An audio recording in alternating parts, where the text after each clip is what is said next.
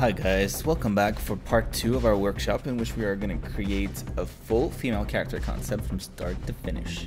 So in the last part we went fishing a little bit, so we tried to come up with a bunch of thumbnails to ultimately find an idea for our character.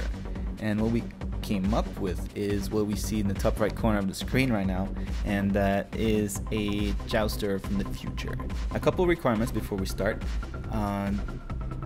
For this particular video, as opposed to the last one, we're gonna need a little bit more it's gonna be a little bit more advanced, so need some sort of perspective knowledge, some knowledge of anatomy, and obviously a lot of creativity and armor design skills, or whatever you want to call that. And so what we're gonna do today is take this thumbnail and try to bring it to a level where a 3D artist could probably start to work off of. So full black and white concept.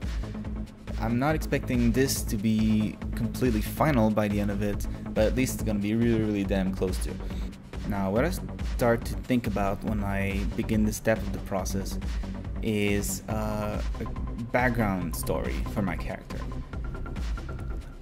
Having that is going to help me big time when it comes to all the design elements of our armor. Or, for example, if you know that she is living in part of the world where it's really cold, she might not wear an armor that reveals too much skin. She'll want something with fur or many layers or whatever. But that kind of stuff, that's exactly what I'm talking about.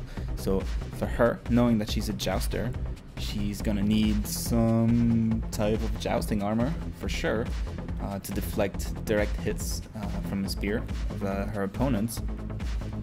Knowing she doesn't have a horse, what's gonna carry her is her legs, and therefore she needs probably big legs that are meant for running really quickly. And the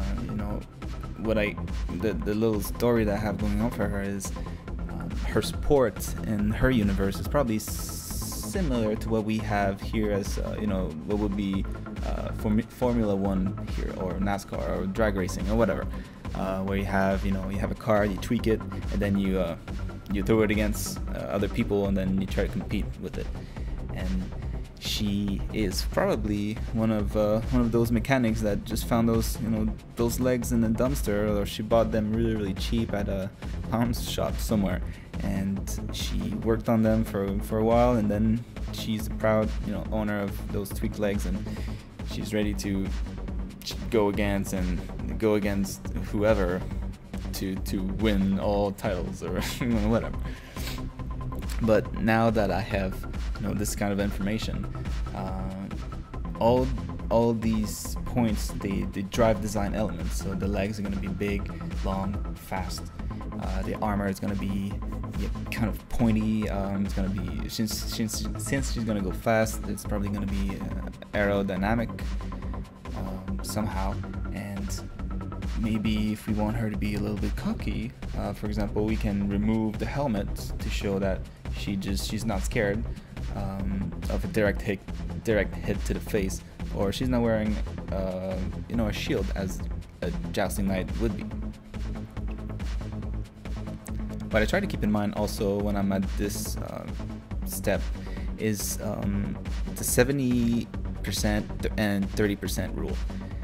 What this is 70% of my entire design, my entire concept is going to be resting areas for the eyes, and the other 30% is going to be more detailed, more more heavy and small design elements, where the eye is going to spend a little bit more time there to understand what's going on, and then rest in the rest of the 70% that is less detailed.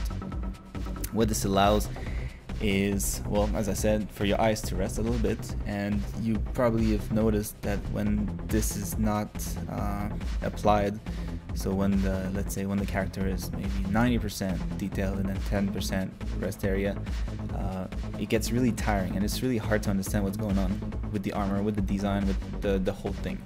And so that's why I try to keep that in mind when I approach a new concept. Now you might be wondering, what am I doing with this armor design? Where is this going? And to be honest, I have no ideas. And this is kind of how I work. And I mean, unless I have a really clear idea in my mind, which is never the case, this is what I have to do. I have to do trial and error and see what works, dismiss what doesn't, and yeah, that's just how it goes. Here, what I started off with was, based on my background story, I knew that I had some things that needed to be there for sure, so I placed those elements there, and then after that I try to make everything work together, so connect all the pieces somehow. Might not work the first time, but at least it's gonna be all connected, all kind of functional. Might not look awesome, but as long as it's functional, I can work off of that. And now the step that comes after that is I take the piece that I like the best, and in this case it was the abdomen plate.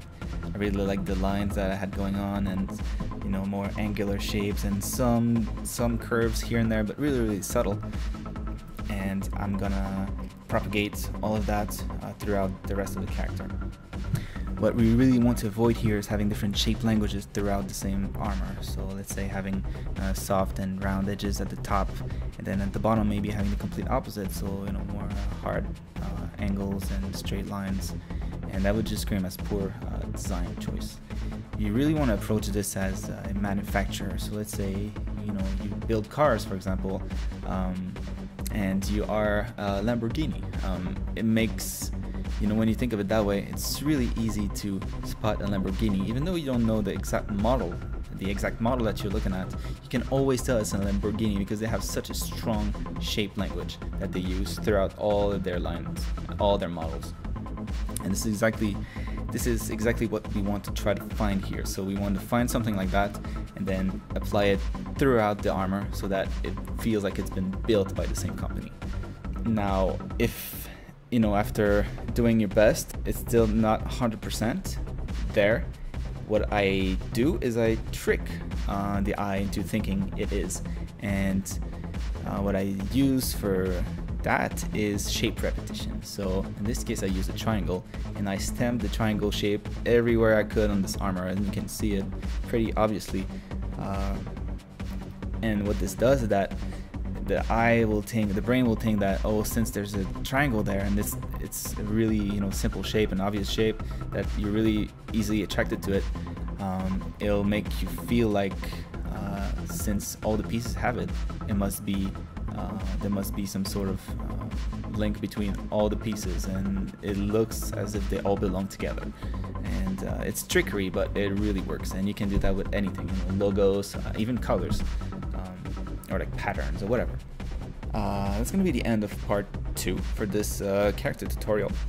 And so we started off with a thumbnail, and now we have this more polished 2D image that is ready to go on part 3, where it's gonna get colored and complete, polished until completion. So I hope you guys enjoyed, and I will see you in part 3.